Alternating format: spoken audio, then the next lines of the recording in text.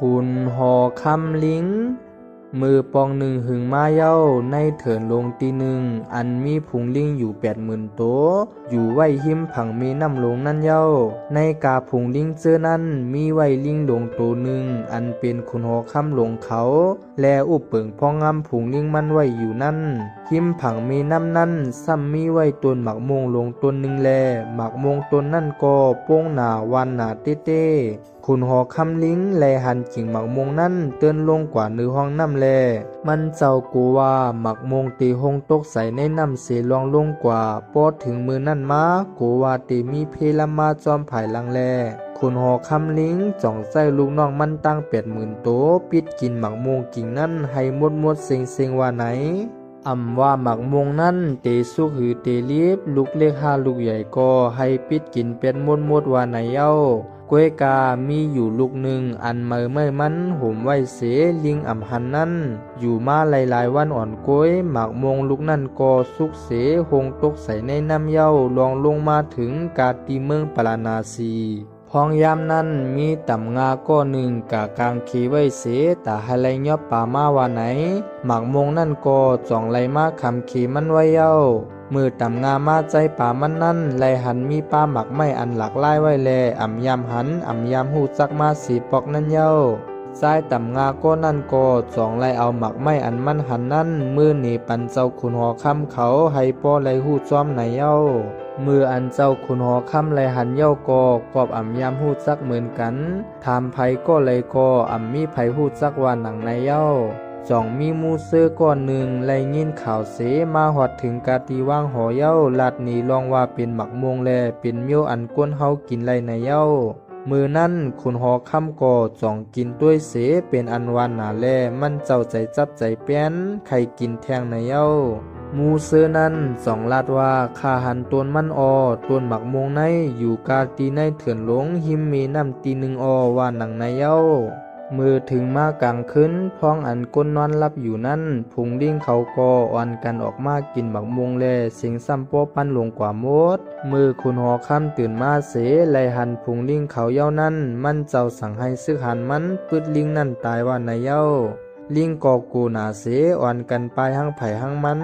เผอถึงเมืองเลียงม้าลิงเจอนั่นก็เอาลองตั้งมือคำว่านั่นเสมาต่างเล่าถึงคุณหอคำลิงเขาเย้าคุณหอคำลิงก็ลองอันมันเจ้ากูนั่นลุนสูดเพนั่นก็ฮอดมาถึงต่อลูกน้องมันเจ้าติเตแลมันเจ้าจ่องวนหาลอกลายตังตาตีจอยลูกน้องมันขึ้นว่าไหนมันเจ้าจ่องกะเอาคือเสมามัดต้อยกันยาวๆเสียวมือมันเจ้าวนว่าจึกในยาวเปียงปอเย้าในนั้นมันเจ้าก็เอาจึกนั่นมัดจับต้นไม้ภายในมีน้ำเสมัดจับเอียงมันเจ้าไว้เย้ามันเจ้าเอาอินแห้งตั้งหมดเสขุนโลเวียนจอกปุงกว่าจู้ไผ่ปุ้นผังน้ำนั่นเสอันให้ไหลเอาจึกมัดตีต้นไม้นั่นเหมือนกันกล้วยกาสางโตเสจึกปอดกว่าแลจึกถึงผังปุ้นลีตอเตตันเอามือมันเจ้ายืนวักไหลกิ่งไม้นั่นกล้วยคุณหอคำลิงกอกอบอันไลหันซึกหันเจ้าหอคำนั้นเตรียมปืนกลางเสลำมาจอมยื้อเขาแล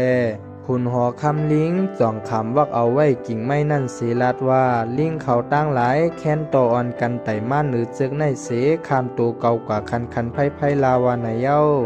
ลิงตั้ง80,000ตัวก็อ่อนกันนับยำไว้สาเจ้าหอคำเขาเสไต่ข้ามกากำตัวเย้ากล้วยนาในกาลิง80,000ตัวในซ้ำมีลิงใจกดอยู่ไว้ตัวหนึ่งมันไข่เป็นใหญ่เสเปินในกาพุงลิงตั้งหลาย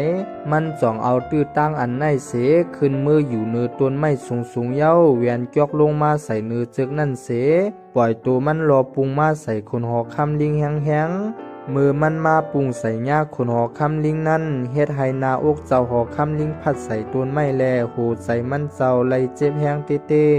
กล้วยกามันเจ้าก็เย็นใจเสไปต่อลูกน้องมันเจ้าคำป้วนกว่าต่อป้อป้วนไรตั้งหมดมีลูกน้องตามใจมันตัวหนึ่งย่อมคำจอมเขามือคุณหอคำไรหันหนังนั้นจ่องใจให้ซึกหันมันเอาลิงลงมาเส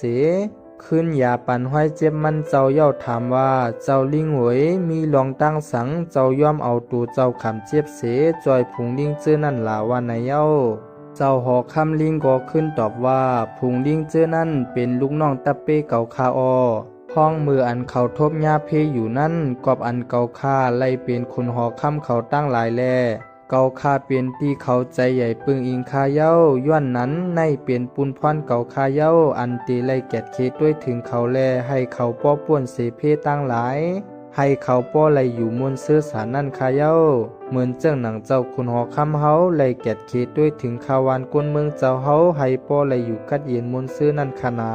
ป้อเจ้าขุนหอคำลิงลาดเย้าก่อมันเจ้าเสียงสายใจกว่าเป็ดกำเหลียวไว้นั่นมาเจ้าขุนหอคำก่อเอาขับตูเจ้าลิงนั่นเสสร้างเกี่ยวปันมันเจ้าให้กึ่งหนังมันเจ้าเป็นขุนหอคำลิงนั่นเย้า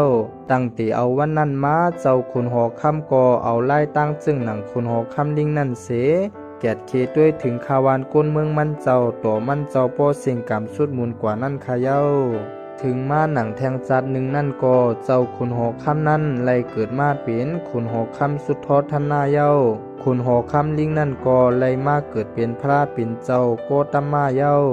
ลิงใจกดตัวนั่นซ้ำไล่มาเกิดเป็นเจ้าเตวตัดนั่นคาเย้า